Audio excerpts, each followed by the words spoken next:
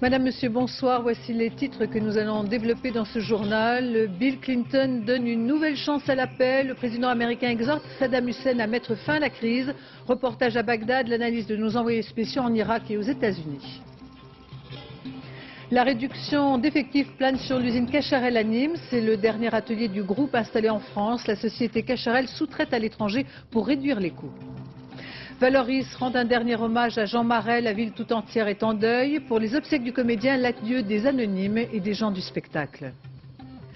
La route du Rhum dans un mouchoir de poche. Laurent Bourgnon, Paul Vatine, Alain Gauthier glissent à la 3e place. La stratégie des navigateurs qui ont choisi de mettre le cap au nord ou au sud. Stratégie qui sera déterminante. L'ultime espoir d'une victoire de la diplomatie dans la crise irakienne avec comme une dernière chance la réunion à New York tout à l'heure du Conseil de sécurité en présence du secrétaire général de l'ONU Kofi Annan.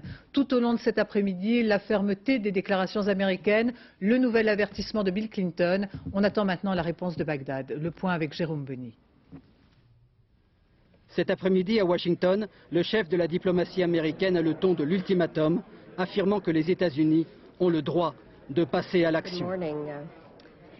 Tout pays respectueux de la loi a non seulement le droit mais aussi la responsabilité de faire tout ce qu'il peut pour que Saddam Hussein ne soit pas à nouveau une menace pour la paix dans le monde. Derrière cette détermination, il y a la machine de guerre américaine qui se met en route, 3000 hommes et 129 avions de combat en partance pour le golfe Persique, où ils vont rejoindre les 23 000 soldats déjà sur place et une flottille qui s'élèvera sous peu à 23 navires, dont 2 porte-avions. Le moral dans n'importe quelle unité est toujours plus haut quand c'est l'heure d'aller au travail. Alors on va aller là-bas et on va construire un aérodrome. En face, les militaires irakiens ont beau parader, chacun sait à Bagdad que le rapport de force est plus que jamais inégal. Le président Saddam Hussein vient de faire passer le message auprès de l'ambassadeur russe à Bagdad qu'il est favorable, je cite, à toute initiative susceptible de satisfaire ses demandes justes et équilibrées. La tâche est rude pour le secrétaire général des Nations Unies, Kofi Annan, qui ne projette pas pour l'instant de se rendre à Bagdad. Tous les diplomates sont au moins d'accord sur un point, la balle est aujourd'hui dans le camp de l'Irak. Saddam Hussein a la possibilité de mettre fin à cette crise en reprenant la coopération avec les inspecteurs des Nations Unies. À Mexico hier, le président français rappelle le rôle déterminant que doivent garder les Nations Unies. Seule l'ONU dispose de la légitimité pour parler et pour agir au nom de tous. Malgré les réserves françaises, chaque seconde qui passe rend les frappes contre l'Irak plus probables, avec le risque de ruiner les dernières chances de coopération entre l'ONU et Bagdad. Et tout de suite, en direct de Washington et de Bagdad, de nos envoyés spéciaux. Philippe Gassot, au fil des heures se multiplient les déclarations de fermeté américaines avec cette question, si les États-Unis recourent aux frappes aériennes, le feront-ils cette nuit? C'est plausible? Bien écoutez, ce que l'on sait ici, c'est que Bill Clinton n'a pas annulé le voyage de 10 jours qu'il compte faire en Asie. Alors s'il y va vraiment, on voit mal l'Amérique déclencher le feu alors que le président ne serait pas à la Maison-Blanche. Il reste que donc quelques heures ou alors il faudra que l'on parle de quelques jours. La détermination est bien là, il n'y aura pas de sommation, mais l'on a voulu souligner ici que si le feu est déclenché contre les troupes de Saddam Hussein, il n'est pas question pour le moment de faire partir le dictateur de Bagdad. On a ici l'expérience d'un Saddam Hussein qui, après chaque frappe aérienne, apparaît dans les rues de Bagdad pour donner une conférence de presse. Vous l'avez souligné tout à l'heure, le président Clinton a pris la parole il y a quelques minutes. Il a voulu donner une nouvelle chance à la paix en disant aux Irakiens qu'ils ont encore le temps d'inverser le cours des choses, mais il faut qu'ils le fassent maintenant. Et précisément, nous retrouvons à Bagdad Patrice Romden. Au-delà de la provocation, que peut faire maintenant Saddam Hussein qui se retrouve ce soir au pied du mur?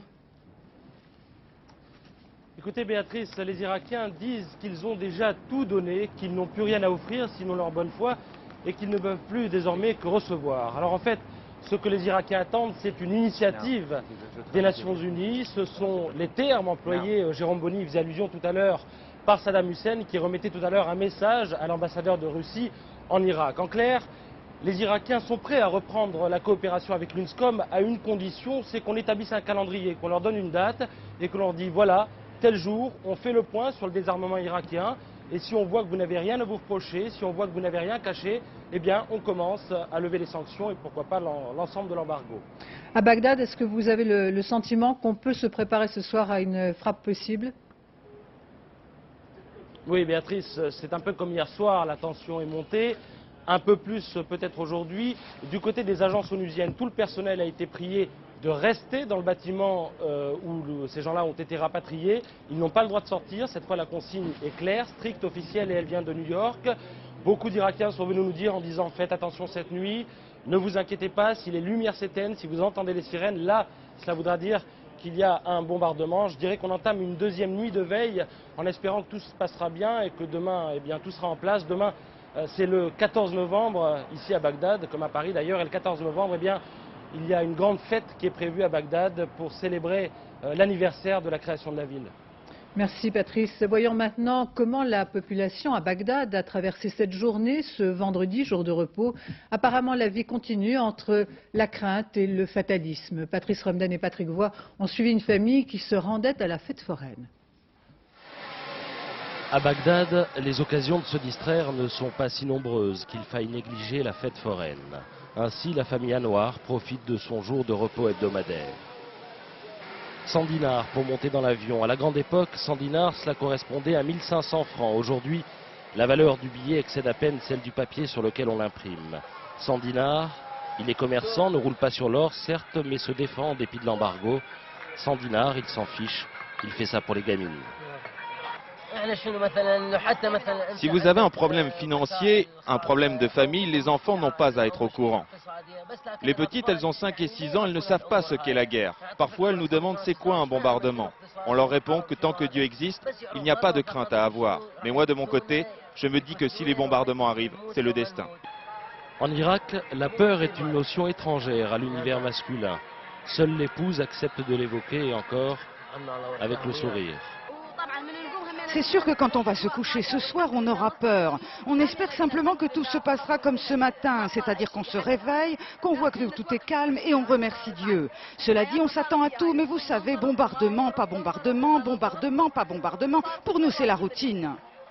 C'était tout à l'heure, entre deux nuits incertaines, un après-midi agréable malgré tout.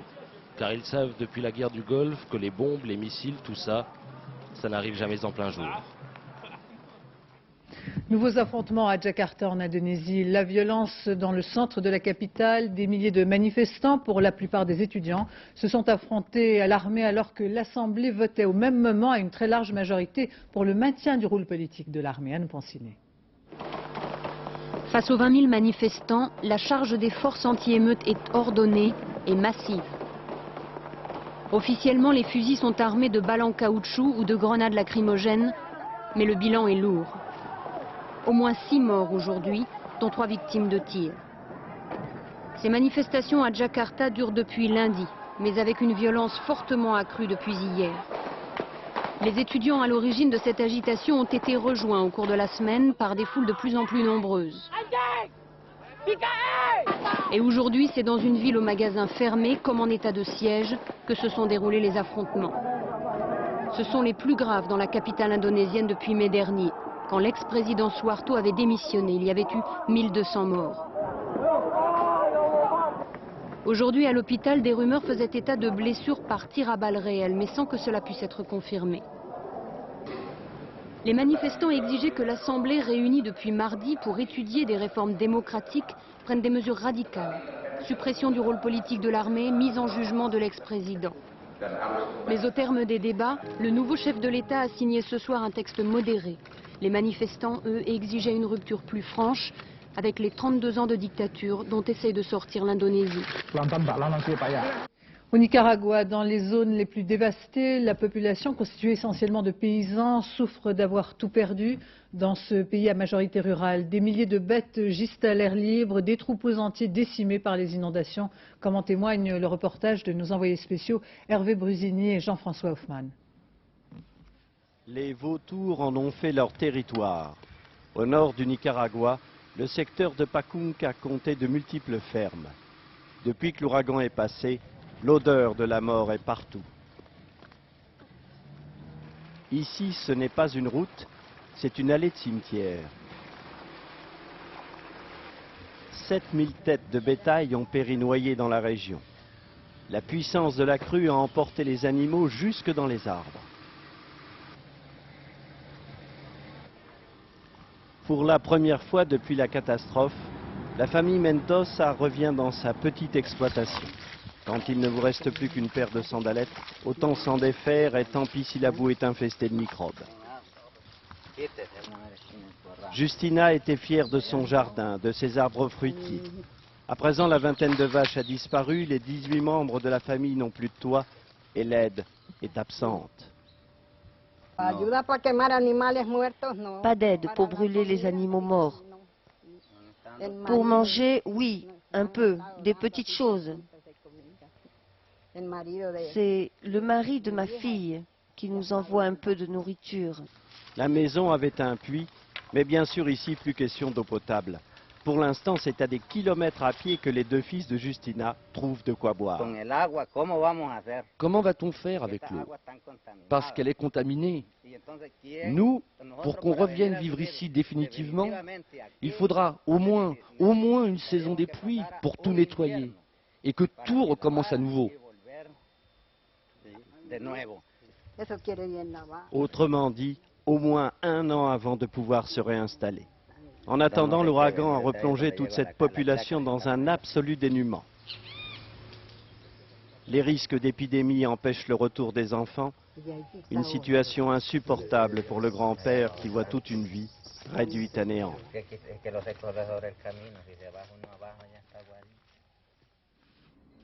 Jacques Chirac devrait gagner le Guatemala demain avant de se rendre dimanche au Honduras puis au Nicaragua. Parmi la délégation des chefs d'entreprise qui accompagnent le président de la République, une quinzaine d'entre eux ont décidé de répondre à l'appel du chef de l'État pour apporter une aide substantielle aux populations sinistrées. De Mexico, Véronique Saint-Olive, Jean Cornu.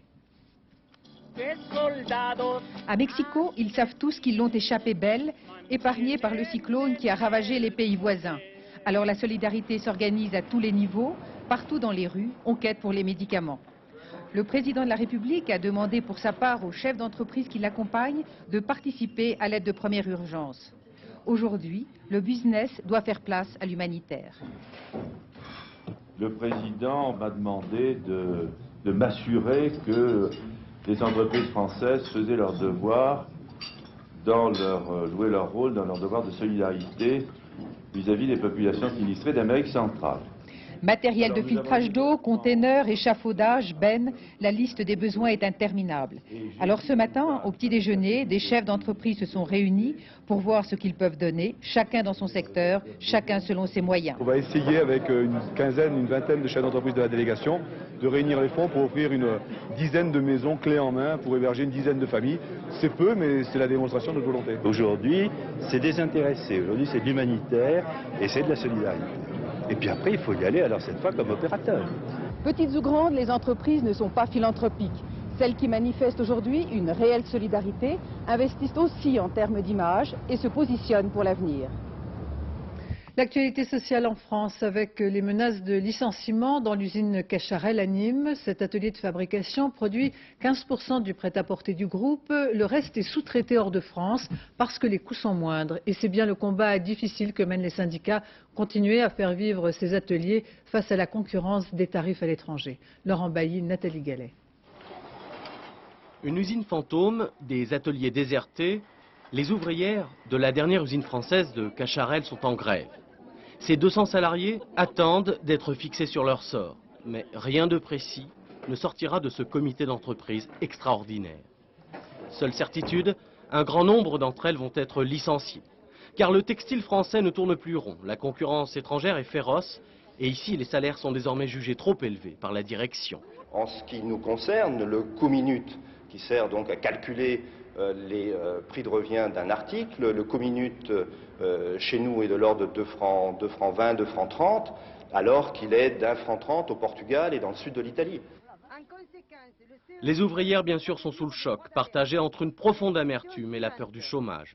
Arrivé à un âge à 49 ans, je sais que je ne retrouverai plus rien. J'ai l'impression que tout est perdu. J'ai passé 30 ans de ma vie dans la société et j'ai l'impression que maintenant on nous balance comme une bonne serpillière. Ouais. De guerre lasse, elles ont repris le travail, mais elles ne comprennent toujours pas, à l'instar de cette femme qui travaille ici depuis 20 ans, qu'on puisse reprocher aux ouvrières françaises d'être trop payées. Moi, je touche 4 800 francs par mois et on fait 8 heures et on est au rendement.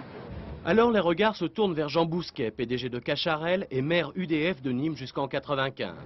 Il n'a pas souhaité nous rencontrer, pourtant beaucoup ici lui reprochent d'avoir fermé ses usines les unes après les autres depuis qu'il a dû céder son fauteuil. C'est une vengeance politique ? Je crois que c'est une logique implacable d'un homme qui a voulu gouverner une ville comme une entreprise et qui dirige son entreprise comme on le faisait au XIXe siècle. Il y a 15 ans, le groupe employait ici 1250 salariés. À Nîmes, dans un mois, on parlera peut-être de Cacharel au passé.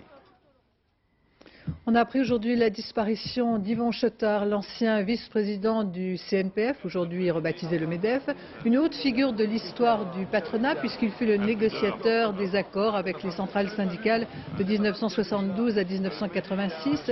Yvon Chotard, que l'on voit ici aux côtés d'Yvon Gattaz, était père de 8 enfants. Il est mort jeudi soir à l'âge de 77 ans. En fin d'après-midi, les sans-papiers qui faisaient une grève de la faim dans les locaux de la mairie de Limeil-Brévannes ont été évacués. L'état de santé de ces 11 personnes était devenu précaire. Il s'agirait d'une évacuation sanitaire. Patrick Fandio, Guillaume Fautra. La mairie de Limeil-Brévannes est encore ce soir sous la surveillance des forces de police. Quelques heures après l'évacuation, voici de nouveau vide, ou presque, la salle du conseil municipal, occupée depuis le 1er septembre. La descente de police a surpris tout le monde. La mairie a été investie par tous les forces de police et les pompiers. Ils étaient très nombreux dans cette salle qui n'est pas très grande. Ils étaient à peu près une soixantaine en uniforme. Et ils se sont installés tout autour des grévistes de la faim. Et très rapidement, donc, les pompiers sont arrivés, leur ont demandé de préparer leurs affaires et sont sortis avec eux. Les 9 grévistes de la faim ont été dispersés dans 4 établissements sanitaires du département. 3 sont hospitalisés ici à Villeneuve-Saint-Georges. Pour la préfecture, cette évacuation strictement sanitaire a pour but d'éviter une dégradation de leur état physique après 74 jours de grève. Mais le maire socialiste juge l'initiative maladroite. Ce n'est pas par ce type de méthode, à mon avis, qu'on arrivera à régler le problème des 63 000 sans-papiers qui doivent être régularisés. On est en train de faire des clandestins de ces personnes. Ces 63 000 sans-papiers qui vont retourner dans la clandestinité. Et c'est cette clandestinité-là qui est un fort appel à l'immigration. Le collectif des sans-papiers du Val-de-Marne dénonce ce qu'il appelle l'irresponsabilité du Premier ministre et appelle à une manifestation ce soir devant la mairie. Le Conseil constitutionnel a décidé de ne pas transmettre à la justice le rapport qui concernait la réélection de Jean Tibéri aux dernières élections législatives. Élections qui auraient été entachées par des fraudes électorales dans le 5e arrondissement de la capitale. Jacques Wittenberg, Laetitia Legendre. Lynn Cohen-Solal est déçue. Elle lit et relit la décision que vient de rendre le Conseil constitutionnel. Le rapport sur la réélection contestée de Jean Tibéri, son adversaire aux législatives dans le 5e arrondissement. En clair, l'enquête sur la possible existence de faux électeurs. Ce rapport du Conseil constitutionnel ne sera pas transmis à la justice. Il s'enlève les mains quelque part. Il dit que le juge d'instruction fasse son travail. Nous, on a fait le nôtre. On n'a pas à le donner à qui que ce soit. Il reste secret. En fait, il y a déjà 1 an et demi qu'un magistrat, le juge Chantal Perdry, s'intéresse aux listes électorales du 5e arrondissement. Adresse fictive, électeurs votant ici tout en habitant ailleurs, voilà pour les accusations. Elles visent directement Jean Tibéri. Le maire de Paris les a toujours contestées. Il y a une instruction, la justice dira, mais j'ai constaté que personne n'avait porté un élément en ce domaine. Pourtant, en février dernier, le Conseil constitutionnel lui-même avait noté des anomalies dans les listes. Il évoquait explicitement des fraudes et des manœuvres. Mais l'élection de Jean Tibéri n'avait pas été annulée. Son écart de voix avec Lynn Cohen-Solal, près de 3000, étant jugé trop élevé pour cela. Une fraude ne suffit pas pour annuler quelque chose, il faut le nombre de voix. Et donc, bien sûr, quelque part, c'est choquant qu'une institution laisse passer la fraude pour compter, tout simplement, et se comporte en comptable plus qu'en moraliste. La dernière décision du Conseil constitutionnel, présidée par Roland Dumas, est en tout cas fort apprécié à l'hôtel de ville autour de Jean-Tibéry. En région parisienne, des manifestants tentent d'empêcher l'expulsion de sans-papiers algériens au départ du TGV de l'aéroport de Roissy. Les forces de l'ordre ont dû intervenir. Sur place, Agnès Gardet et Christophe Vignal. Deux Algériens sans papier ont été embarqués ce matin dans ce TGV à destination de Marseille. Collectif anti-expulsion, syndicaliste Sudrail, ils étaient une cinquantaine en gare de Roissy, déterminés à empêcher le départ du train. La manifestation a rapidement tourné à l'affrontement. Peut-on reconduire des Algériens et des Algériennes dans un pays qui vit la guerre et qui fait la une de l'actualité de tous les jours? Peut-on renvoyer des gens dans une violence généralisée? À cette question, nous répondons évidemment non. Le personnel d'Air France s'était mobilisé la semaine dernière. C'est au tour des cheminots. Ils refusent eux aussi d'être associés à ces mesures d'expulsion. On se soucie d'expulser le plus rapidement possible. La preuve ici, on est dans une nouvelle gare TGV, à 2 pas du centre de rétention. C'est une collaboration totale de la SNCF. Et aujourd'hui, les cheminots disent qu'il y en a marre de cette collaboration. On veut la fin de ces expulsions. Les militants seront finalement évacués par les forces de l'ordre. Le train partira avec 3 quarts d'heure de retard. Et les deux Algériens, arrivés dans l'après-midi à Marseille, devraient embarquer demain à bord d'un paquebot, direction l'Algérie. En Belgique, un trafic international de drogue démantelé. Depuis le mois d'août dernier, 180 kilos de cocaïne, 1 tonne de hashish, 100 000 pilules d'ecstasy pour une valeur estimée à 29 millions de dollars ont été saisies par la police. 16 personnes arrêtées, d'autres interpellations devraient suivre.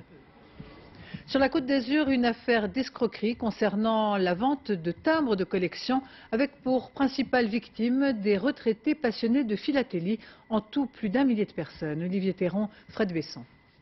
Christiane Zlatarev avait des économies, 2 millions de francs. Elle achète 2 millions de francs de timbres, des blocs feuillés de Monaco vendus par une société Valeurs Philatéliques dirigée par Gérard Lhéritier. Ils sont 1200 à avoir placé leur argent sur des bouts de papier. Aujourd'hui, Madame Zlatarev n'a plus rien, ou presque. J'ai placé 2 10 000 francs. Pour le moment, j'ai récupéré, je qualifierais des mégots.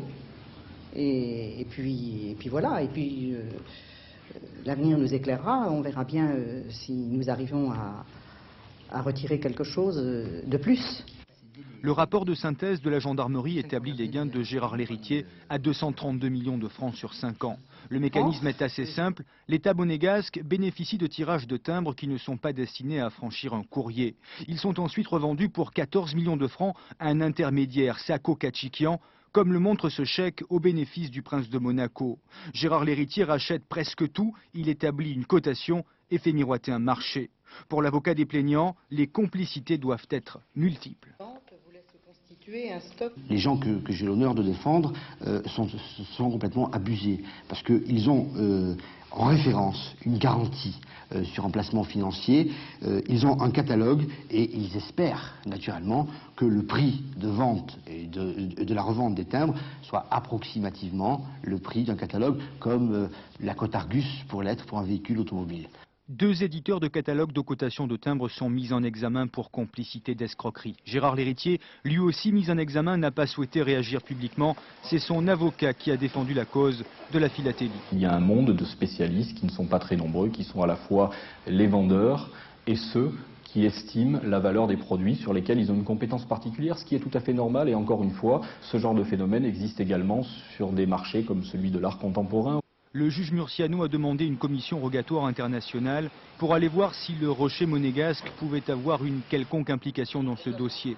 C'est au ministère de la Justice de prendre maintenant une décision.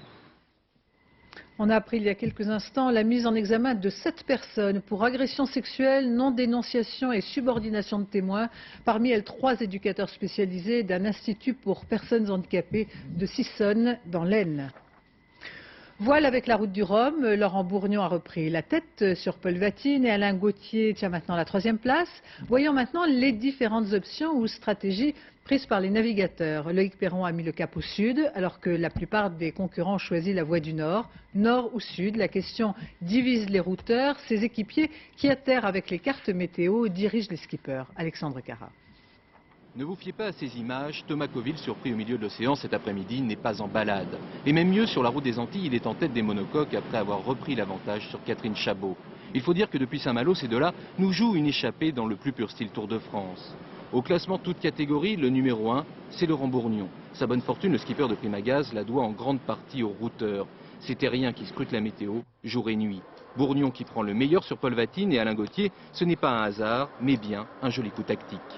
Nos deux amis Gauthier et Polo ont décidé de traverser au plus court pour trouver de l'autre côté, en avant de la dépression, ces vents portant de nord à nord-ouest qui vont nous permettre de rejoindre le courant d'Alizé plus au sud. Nous, on a choisi une politique plus sage qui est de suivre le nord de la dépression de façon à avoir toujours du vent. Et si tous les chemins mènent au Rhum, il y en a de plus rapides que d'autres. C'est le nord contre le sud, et pour l'instant, pour être honnête, l'avantage est aux nordistes. Depuis le départ de la course, Perron et Joyon, les plus sudistes, accumulent le retard. C'est pas aveuglément que je suis descendu plein sud là, Francis non plus d'ailleurs. Donc on espère un petit retournement de situation. Cela dit, tu vois le blocage actuel là, ce qui me bloque en ce moment, ces heures perdues, j'espère pouvoir les regagner à un moment ou à un autre, mais j'aurais bien aimé ne pas les perdre en ce moment. C'est à ce moment qu'il fallait que je recolle le plus vite possible, et là on est à la vitesse dramatique, on peut le voir ici, vous voyez pas, mais de 3 de 6, ce qui n'est pas idéal, hein, ça fait même pas la vitesse d'un marcheur, j'irai plus vite à pied. Pierre Lanier, le routeur de Perron, prévoit un retournement de situation dans les prochaines heures. C'est évident, beaucoup plus qu'une bataille navale, la route du Rhum, c'est aussi le travail des hommes à terre qui inlassablement décryptent les humeurs de l'océan.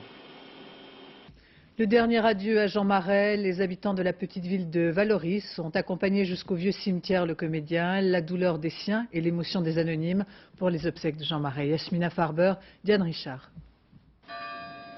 À Vallauris, Jean Marais était considéré comme l'enfant du pays. Les anonymes avaient donc rendez-vous sur la petite place de l'église Sainte-Anne pour un au revoir au poète disparu. Au premier rang, Serge Marais, son fils, les potiers Jo et Nini Pasquali, sa deuxième famille. Tous ont choisi d'écouter sa voix, son hommage à Cocteau. Je cède la place, abandonne-toi. La vie est morte, vive la vie. Le père Marquisio aura salué la mémoire d'un homme simple, le ministre de la Culture, celle d'un héros. Capitaine de tant de rêves, il a su rester magie du talent, le plus proche et le plus familier des héros. Son image et son nom sont à jamais tissés dans l'étoffe de l'une des aventures créatrices les plus singulières et les plus attachantes du siècle. La famille du spectacle est venue saluer l'artiste, toute génération confondue. C'est un homme d'art, c'est un homme qui aimait tout et qui était doué pour tout et qui ne voulait pas le reconnaître et qui faisait ça par passion et surtout avec une grande gaieté. C'est surtout sur le plan humain que je l'appréciais, parce qu'il prenait le temps de s'intéresser aux gens. Le rideau est tombé sur le vieux cimetière de Vallauris, mais les souvenirs ne sont pas enterrés. C'était mon Tarzan, c'était depuis toujours, et je l'avais régulièrement au téléphone. Et récemment, il me disait « mes cascades m'ont cassé ». Mais avec toi, je peux le dire, je ne regrette rien. Tout l'après-midi, les admirateurs sont venus fleurir la tombe de Jean Marais, l'immortel héros de La Belle et la Bête, et passer de l'autre côté du miroir. Cinéma avec la sortie cette semaine de Slam, Caméra d'or lors du dernier festival de Cannes. Une description implacable de l'univers carcéral américain pour ce film qui associe acteurs professionnels et prisonniers. Slam, une sorte de poésie de la zone, incantation des prisonniers, un rap sans musique. Michel Monponté, Éric Delagneau. C'est ici que le slam est né. Mais pouvait-il naître ailleurs que derrière ces barreaux ? Il y a aujourd'hui 400 000 jeunes noirs en faculté aux États-Unis, mais ils sont 600 000 en prison. Le slam, ce sont des improvisations poétiques criées à l'origine de cellule en cellule pour ne pas crever tout à fait, disaient les premiers détenus. I got the science you need, lessons from ancients in Greece. Apollo never my creed. Oh, back to love, oh, back to us, so bring your troops if you wanna. Satellites in the sky, some selling clouds in the corner. But we living for the land, from the soil to the sand, and the water in the sea. Be the essence of me. If you ain't ready for the truth, then put it back on the tree. Give me the strength to bend back these bars. Got the locks to Samson, I'm Samson. He's my... Ce qui m'a le plus choqué, ce n'est pas l'horreur de la prison, mais c'est le talent de ces gens qui est gaspillé derrière les barreaux. Le slam est donc issu de ce qu'il faut appeler le ghetto. Il s'est nourri, imbibé de violence, de crack, mais aussi de désespoir. 80% des Noirs emprisonnés aujourd'hui le sont pour trafic non violent de drogue douce. C'est la formule administrative employée. Je pense que la guerre de la drogue, c'est le grand mensonge d'aujourd'hui. C'est le Vietnam de cette génération. Mais aussi, cela pose la question de la responsabilité individuelle, parce qu'on ne peut pas toujours s'en prendre aux Blancs, au gouvernement, au système. Il leur faut aussi se prendre en main. It's really fucked up that you were born in Southeast in the ghetto. It's really fucked up that you were born black. It's really fucked up that you had the hard time that you had in your life. Whatever your story is, whatever it is that brought you here in your life, yeah, that shit is really fucked up. Tourné par cet ancien journaliste dans la prison même de Washington, avec de vrais prisonniers jouant leur propre rôle, les mots ne pouvaient sonner plus justes. Mais de cette violence semble naître aujourd'hui un art terriblement vivant. Et si c'était ça, dans la misère et dans la violence, la sortie du tunnel. C'est la fin de ce journal. Je vous en rappelle les principaux titres. Bill Clinton donne une nouvelle chance à l'appel. Le président américain exhorte Saddam Hussein à mettre fin à la crise. Valoris rend un dernier hommage à Jean Marais. La ville tout entière en deuil pour les obsèques du comédien, l'adieu des anonymes et des gens du spectacle. Dans un instant, la météo, Nathalie Riouet, puis le point route, Valérie Maurice. 20h50, un document exceptionnel réalisé par Mireille Dumas. Au cœur des Bleus, le portrait des joueurs de l'équipe de France, entourés de leurs familles et de leurs amis. 1h moins le quart, l'édition de la nuit, Florence Duprat. Je vous retrouve demain dès 13h. Je vous remercie de votre attention. Excellente soirée sur France 2.